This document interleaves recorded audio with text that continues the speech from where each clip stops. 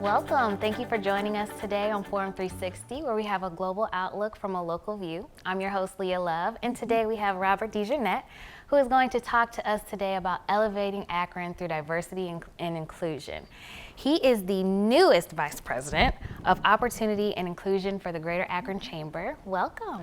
Thank you. Glad to be here. Thank you. So tell me a little bit how you got this role, and congratulations on this role as well. Well, thank you very much. This was a tough decision for me, having been at my previous employer for 30 years. I was the system director for community relations and diversity for Summa Health. And so healthcare has been my field for the last 30 years. So this is really outside my comfort zone. Mm-hmm. But I really felt really compelled and kind of called to this work because I feel that at Summa made some very good strides in diversity and inclusion in the healthcare arena, but this role really helps to reach outside of healthcare throughout the entire community. And I felt that I could make a greater impact on the community at large, especially when it comes to economic development, which is an area that I was not very familiar with. So that's how it kind of came to being. So, speaking of with the chamber, what was their reasoning for creating this position? What did they realize of why they needed this position in this role? Well, this role was actually created not so much by the chamber, but it was a collaborative effort with the Elevate Greater Akron initiative. And so it's a partnership between the city of Akron, the county of Summit, the chamber, and the GAR Foundation, which is a unique collaboration in cities. And there was a study that was done with these four organizations to just look at economic development across our Greater Akron, Summit County area. And there was a lot of research done, and that research proved that they needed to put together a strategy. In that research, there were 8 findings, significant findings. And among those findings were information about economic development as it pertained to the African American community. And in those findings, the research showed that systemically, African Americans have been left out of opportunities. So in order for our economy to really thrive and survive, we need an economy where everyone could benefit. And that's how the role kind of came into being. Absolutely. So some may feel that diversity and inclusion are the same thing. Can you explain those or define those for people who may not understand what that is? Right. Big difference. Diversity in just a few words. Diversity is the mix, differences, different people, and inclusion makes the mix work.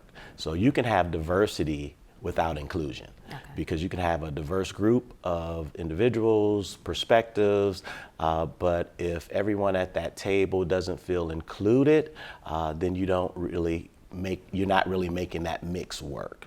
So diversity is defined as the differences that make us unique, and that is inclusive of the things that we all have in common, which is race, age, gender, those type of things. And then you have education level, you have marital status. So there's a number of other different things that makes up diversity. So it's a wide array of different things. Okay, all right. So what does diversity mean to you personally? Well, to me, diversity really just means that we're different and we're the same in certain areas. But what I really try to stick my flag in the ground on is the inclusion part, because everyone should be able to be themselves and bring to the table where they come from, whether it's their faith background, whether it's their educational background, whether it's just the way they were brought up. And as long as it's done in a respectful way, because I believe that everyone has something to give and everyone's voice should be heard, especially when decisions are being made, so that you're looking across every aspect of diversity and everyone feels like they're included and their opinion does count. Yeah. I know sometimes it is hard to remain yourself in certain situations, boardrooms, things like that. You know, if you have a faith, moral ethic in a decision that needs to be made, and sometimes you get a little nervous about speaking up because it may cost you something in the long run. Yeah. But that perspective helps certain situations as well. So being able to have that openness for people to be able to be themselves is important. Yes, and I think we need to create that environment where people do feel like they can be themselves, regardless if we agree or disagree. We can agree to disagree, but at least if I'm at a table, excuse me, I want to be able to feel like my voice is really being heard, whether, you know, we move ahead with certain suggestions or not, but as long as that voice is being heard and is really being listened to and not just being heard as patronizing, but we want to hear what you have to say before we make these decisions. Absolutely. So we've seen and heard some talk about Elevate Greater Akron. Can you explain to us what that is? Elevate Greater Akron, again, is that collaborative partnership. And out of those 8 findings, there were 5 strategies that were birthed. And those strategies are business retention expansion, and the county is leading that strategy. Opportunity Akron, the chamber is leading that strategy. Spark Akron, that's involved with startups and entrepreneurs. The city's leading that strategy.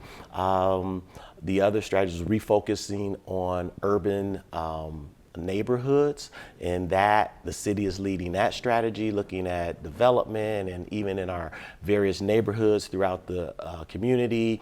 And the 5th strategy was Elevate Akron, and that's really around research and where is our ecosystem at, assessing our ecosystem, involving some of our universities, and, you know, are we gonna go with polymers or, you know, patents, and how all that stuff works together.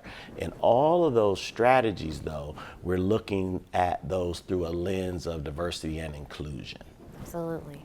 Now, in September, there was a inclusion summit, correct? Can you tell me what the summit was about and what they released as far as information there? Yeah, well, the summit was really the kickoff of this work. Again, it was a collaboration between the city, the county, the GAR, and the chamber, and we shared the inclusion narrative. So it really shared the research, and it was focused and targeting our business community, particularly those in decision-making roles in the business community. So we shared the information, and it was an eye-opener because what the information really showed, that we have to work together as an economy, as a business community, in order so that everyone could benefit. So if you have the largest population in your community, which in Greater Akron, the largest ethnic population is the Black population,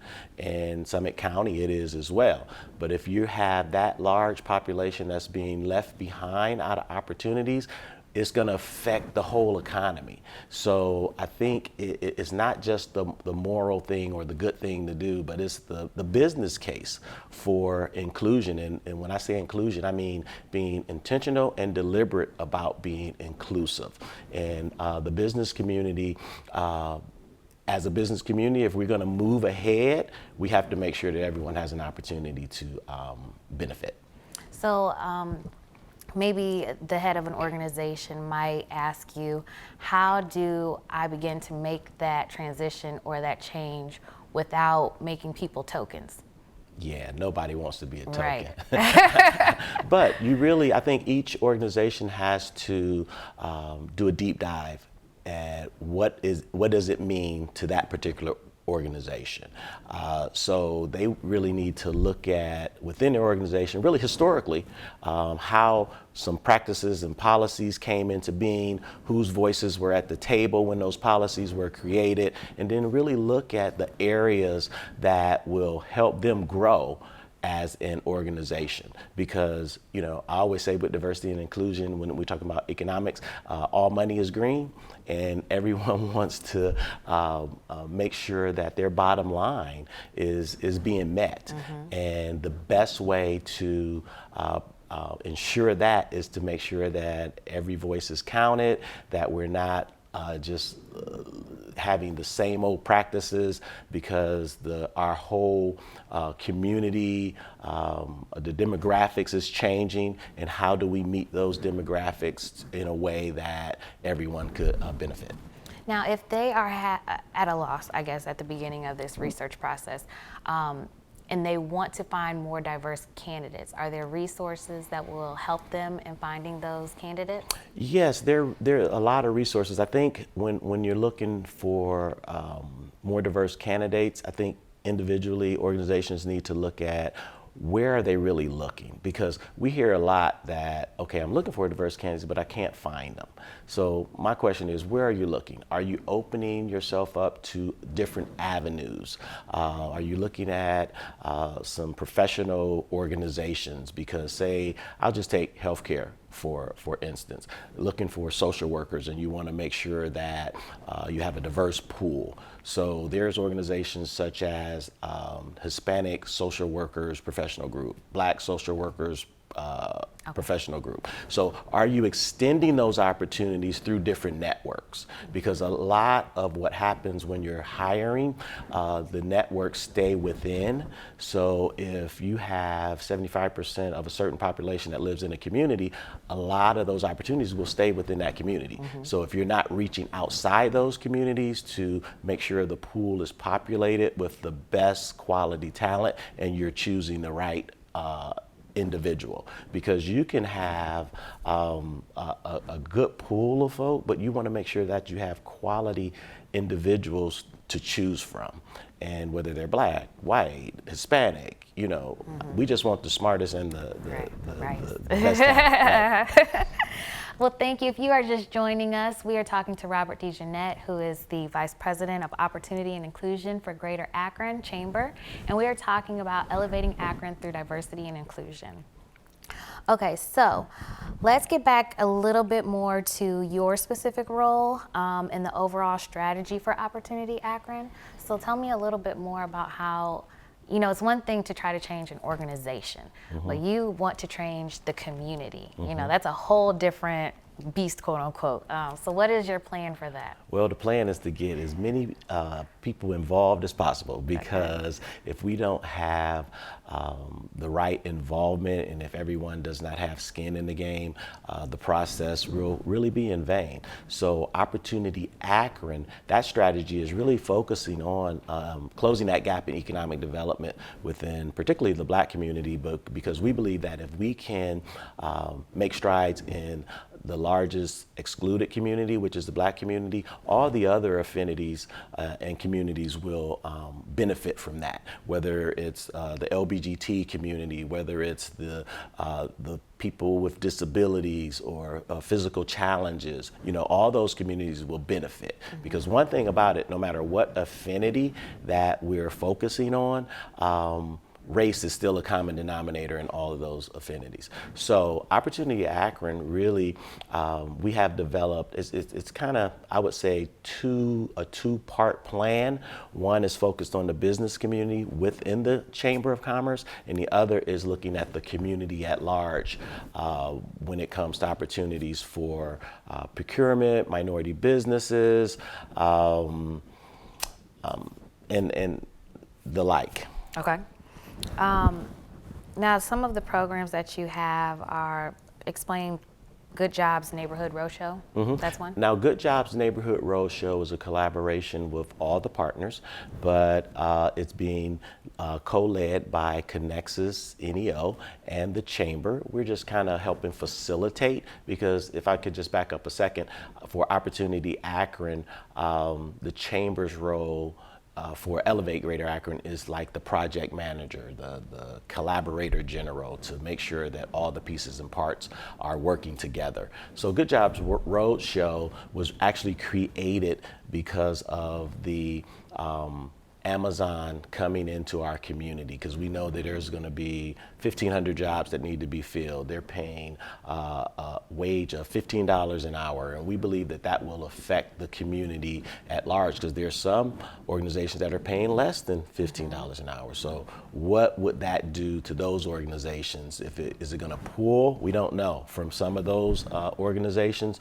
So the Good Jobs Roadshow is really to give information about Amazon and their hiring practices, but also share other opportunities within our community of other organizations who are hiring as well. So what we look at as a good job is, paying at least $15 an hour, $15 to $20 an hour. But we're also looking at some promising jobs and we look at a promising job as a job that might pay 12 or 13, but it has a pathway to get to one of those good jobs. And there's a mid-tech strategy that's part of that, because there are a number of manufacturing, healthcare, and IT jobs that are entry-level positions, but they pay really good wages. So how are we preparing those in the community to make sure that they have an opportunity to bid on or vie for some of those jobs? And also, we're with this road show. I don't like to call it a road show because it's not really a show,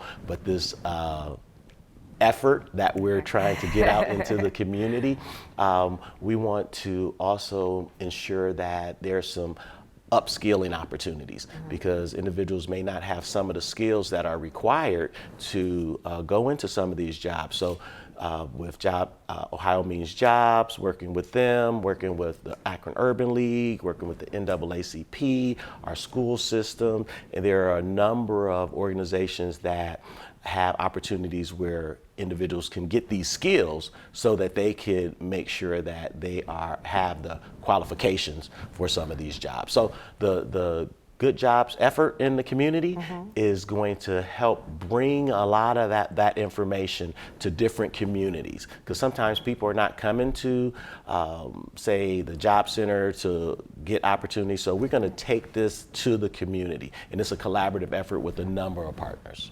As a business owner, I've had other conversations with other business owners and wondering how the new Amazon Center would affect the rest of us as small business owners has been a concern of ours. So it does sound like that's something that we should make sure we get involved with the chamber as a small business, to make sure that we are aware of everything that's going on, but being able to provide those opportunities and benefits to people to help draw as well, being a viable candidate or employer, I should say. And the chamber works for its members. We have over 1,500 members, and our job is to make sure that we're working on behalf of our members and actually making sure that our members know some of these opportunities that are out there and how can we help our members grow as well. And we have a new chamber with new leadership. And that's what I was going to ask you. Explain to us, for those who they've heard chamber, but they may not understand what the chamber is and what it does for them and how it can benefit them. Yeah, well, I'm learning a lot myself. I haven't been there only 6 months. But our CEO, Steve Millard, is really proactive in getting the word out about the chamber, and he's been on a listening tour for the last 18 months, and he's been really listening to the community and hearing some of the things, how the chamber can shape its operations to meet those needs. And actually, we're coming out with a new benefit package for our members, and one benefit that our members can take advantage of. We have an insurance plan with a MIWA that if you're a part of the chamber, you will have access to that. There's a cybersecurity initiative where you'll have access to that. And we really want to hear from our members so that we know that we're meeting those needs, because the chamber might not be for everyone, but for those who we think can get something out of it, we want them to come and find out what we have to offer and really help us shape some of those benefits as well. Now, some of the other things that you have are like the roundtables, and those are for development as well? Well, what we're creating through the Opportunity Akron Plan is a business owners, employer, what we call employer roundtables. And what that is we're about 6 or 7 individuals from the community, chamber staff, urban league, a couple small business owners will get trained to facilitate these groups. And these groups will meet probably over a 9 to 12 month period, small size groups, and it's a safe place. And the groups will come and first they'll do like a little check-in and find out what's going on with the individual businesses, probably 10 or 12 in a group. And what these groups will do is that they'll check in and identify some of the challenges, some barriers, and some successes that they're experiencing. And then as a group, they will come together and say, okay, let's prioritize these challenges or barriers or successes, and let's talk about those and how we can help one another. So it's peer-to-peer, looking at how to help one another, and we'll also bring resources to the group depending on some of the things that come out of their conversation, so that groups are helping each other to grow and to prosper and to share successes. That is truly one of the things that I learned over last summer, just being able to share experiences with other business owners, because sometimes people don't understand what it is that you're going through, or you don't think that they understand because they're not necessarily in the same field or whatever the case may be. But it's very good even just to have that diversity of other industries that are all talking together, because you get to learn a lot to help your business grow in a different way that you didn't necessarily understand. So that is awesome. So tell me, if you could leave the community with something to ponder about diversity and inclusion, what would that be? If I could leave our viewers with something to ponder about, it would be to ensure that whatever you're working on, that you have different voices at the table, and to be intentional and deliberate about that, because that's when I think we'll gain the most out of whatever effort we're trying to put together or to work on, just to ensure inclusion is a part of that, looking outside of just the regular core group, but getting different perspectives. And as far as saying it's a benefit or it's really good for the community, if you could paint a picture of what that really looks like, as far as when we have everyone together and everyone's voices and everything, if you could explain that in a picture for us, how would you explain that? I don't know about a picture, but how I explain that is that if we are ensuring that diversity and inclusion is a part of and ingrained in the fabric of what we do, you wouldn't have to have initiatives like this, because it will be a fine-tuned, oiled machine working together, that everyone takes ownership of their area of being inclusive. And if we can do that, I think our community will continue to grow and be, and which we're on the road to be, a community around the country where people will come to us and ask, how are we doing what we're doing? Because our economy is growing. Everyone feels like they are have input in that. So just take ownership individually, and look at some of our unconscious biases and be aware of those biases, and not allowing those biases to affect our decision making. Okay, and then last question. For those, how can somebody examine themselves to start to begin to see what type of unconscious bias that they have? Well, there's a lot of unconscious bias trainings, initiatives out there, and I know that one that we're working on as a community is the intercultural developmental inventory. It's IDI, and the mayor, the city of Akron, has spearheaded this and leading the way. The bunch of folk have been trained as facilitators, and the mayor, his whole cabinet went through. I think APS took a group through. The Akron Zoo has taken a group through. And this inventory really helps individuals look at themselves. And what I love about this inventory is that part of it is each person has a developmental plan that they work on, and that developmental plan will cause them to look outside of the normal and get outside their comfort zones, to look at and recognize some of those biases and how those biases could potentially affect our decision making when we're making decisions on what we're going to do and who we're going to connect with. So the IDI, you'll hear a lot more about that. Actually, there's another training coming up in the next month or so, and you can contact the Greater Akron Chamber or the City of Akron for those who want to be trained as facilitators for this IDI inventory. And thank you so much for taking time out of your busy schedule, because I know with the new role, everything is just going around crazy. Yes, ma'am. But thank you for that. And if somebody wanted to reach out to you, how could they contact you? They could contact me at 330-237-1235. That's a direct number to me at the Greater Akron Chamber. My email address is rdjournett, RDEJOURNETT at greaterakronchamber.org. And I'll be more than happy to assist. Great. So thank you for tuning in today, where we talked about diversity and inclusion with Mr. Robert DeJournett. And I am your host, Leia Love. Thank you for tuning in, where we have a global outlook from a local view. Have a great week.